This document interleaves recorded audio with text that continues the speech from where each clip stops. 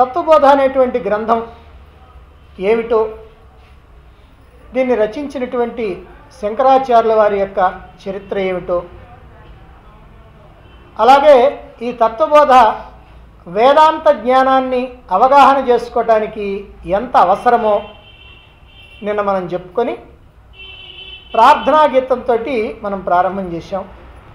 ఈ ప్రార్థనా శ్లోకం యోగేశ్వరుడైనటువంటి వాసుదేవునికి, అంటే పరమాత్మకి లేదా భగవంతుడికి జ్ఞానాన్ని ప్రసాదించినటువంటి గురువుకి నమస్కరించి మోక్షార్థుల యొక్క శ్రేయస్సు కోసమని ఈ తత్వబోధ చెప్పబడుతున్నది అని శంకరాచార్యుల వారు ప్రార్థనా శ్లోకంలో చెప్పడం జరిగింది. అంటే ఈ గ్రంథం ఎవరికి ఉపయోగపడుతుంది అని అంటే మోక్షార్థులైనటువంటి వారికి, ముముక్షువులైనటువంటి వారికి, మోక్షం కావాలి అని కోరుకున్నటువంటి వారికి ఇది చక్కగా ఉపయోగపడుతుంది అనేటువంటి విషయం మనకి తెలిసింది.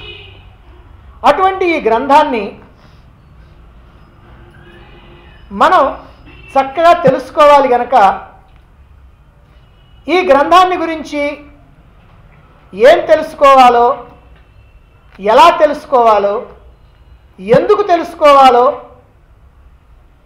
అనేటువంటి విషయాల్ని ఇప్పుడు రాబోయేటువంటి శ్లోకం రెండవ దాంట్లో చెప్పబోతా ఉన్నారు. ఆ రెండవ శ్లోకం ఏమిటో చూడండి. సాధన చతుష్టయ సంపన్నాధికారిణాం మోక్ష సాధన భూతం తత్వ వివేక ప్రకారం వక్ష్యామః. సాధన చతుష్టయ సంపన్నాధికారిణాం మోక్ష సాధన భూతం తత్వ వివేక ప్రకారం వక్ష్యామః. సాధన చతుష్టయ సంపన్నాధికారిణాం. చతుష్టయ అంటే 4, సాధన అంటే సాధనాలు.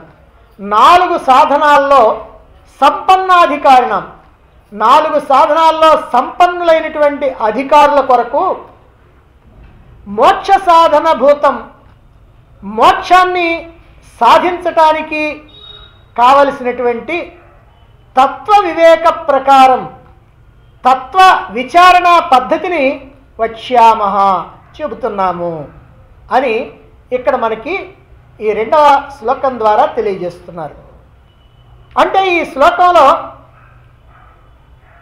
ఎవరి కోసం ఈ తత్వబోధలో ఉన్నటువంటి జ్ఞానం చెప్పబడింది అని అంటే అది మొత్తం మోక్షార్థులైనటువంటి వారి కోసం చెప్పబడింది అనేది ఇంతకుముందే మనం తెలుసుకున్నాం. ఇప్పుడు ఇందులో 4 విషయాలను చెబుతూ ఉన్నారు.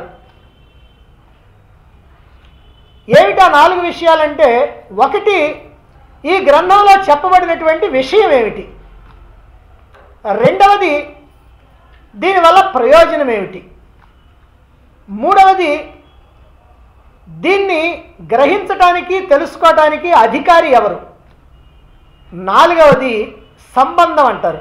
సంబంధం అని అంటే ఎవరు ఎవరికి చెబుతున్నారు. దీన్నే ఈ 4 విషయాలను కలిపి అనుబంధ చతుష్టయం అని అంటారు. విషయం, ప్రయోజనం, అధికారం, సంబంధం, ఈ 4 విషయాలు కూడా ఇందులో ఉన్నాయి. ఏ గ్రంథాన్నైనా సరే వ్రాసేటప్పుడు ఆ గ్రంథానికి సంబంధించినటువంటి ఈ 4 విషయాల్ని కూడా తెలియజేయటం ఆ రచయిత యొక్క ధర్మం. ఇక్కడ శంకరాచార్యుల వారు కూడా అలాగనే ఈ 4 విషయాల్ని తెలియజేశారు. ఇందులో విషయం ఏమిటి అని అంటే తత్వ వివేక ప్రకారం అన్నారు. తత్వ విచారణ చేసేటువంటి పద్ధతిని చెప్పారు. ఇక్కడ మనం ఆత్మవిచారణ చేయటం అని అంటాం. ఆత్మవిచారణ అన్నా తత్వ విచారణ అన్నా అన్నీ ఒకటి. అంటే ఈ జ్ఞానాన్ని విచారణ చేసేటువంటి విధానం ఏదైతే ఉందో దాన్ని చెప్పారు. ఇది దీంట్లో ఉన్నటువంటి విషయం, ఈ గ్రంథంలో ఉన్నటువంటి విషయం తత్వ విచారణ.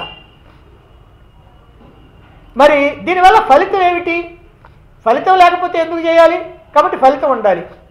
అది మోక్ష సాధన భూతం.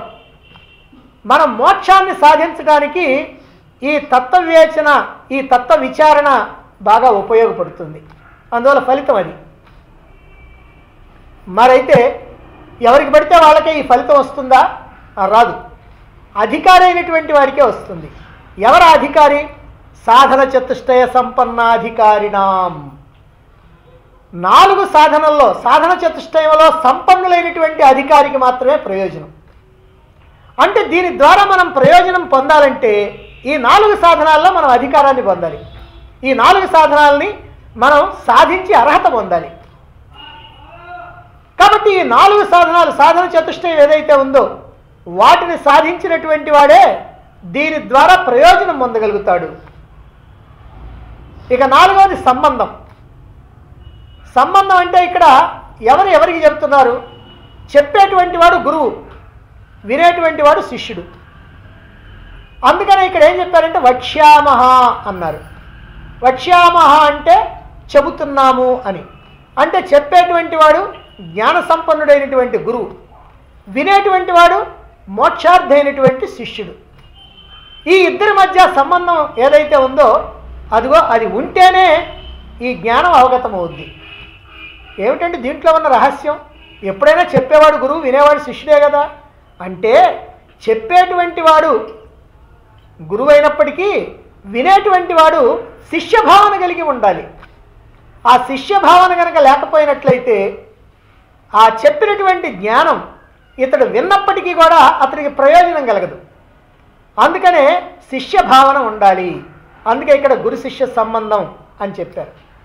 కాబట్టి ఈ 4ంటిని, విషయం, ప్రయోజనం, అధికారం, సంబంధం అనే ఈ 4ంటిని అనుబంధ చతుష్టయం అంటారు. మరి ఇక్కడ సాధన చతుష్టయం ఉంది, దాని విషయం తర్వాత వస్తుంది. ఇప్పుడు సాధన చతుష్టయం ఉండాలి అని తెలుసుకున్నాం. అసలు సాధన చతుష్టయం అంటే ఏమిటి అనే విషయం తర్వాత వస్తుంది. కాబట్టి ఇక్కడ మనం ఈ శ్లోకం ద్వారా మనం అర్హతని పొందాలి అనేటువంటి విషయం గుర్తుపెట్టుకోవాలి. అర్హతని పొందినప్పుడే మనం ఈ జ్ఞానాన్ని అవగతం చేసుకుంటాం. ఈ జ్ఞానాన్ని అవగతం చేసుకున్నప్పుడే దానివల్ల ప్రయోజనం పొందుతాం. కనుక ఈ జ్ఞానాన్ని మనం పొందడానికి, చక్కగా అవగాహన చేసుకోవడానికి మనం ప్రయత్నం చేయాలి. ఆధ్యాత్మిక రంగంలో ప్రవేశించినటువంటి వాళ్ళు ముందుగా తమ యొక్క లక్ష్యం ఏమిటో తెలుసుకోవాలి.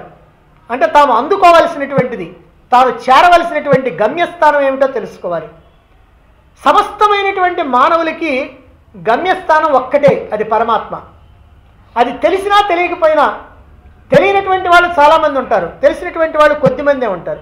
తెలిసిన వాళ్ళకైనా తెలియని వాళ్ళకైనా గమ్యస్థానం మాత్రం మోక్షస్థానం, పరమాత్మ స్థానం.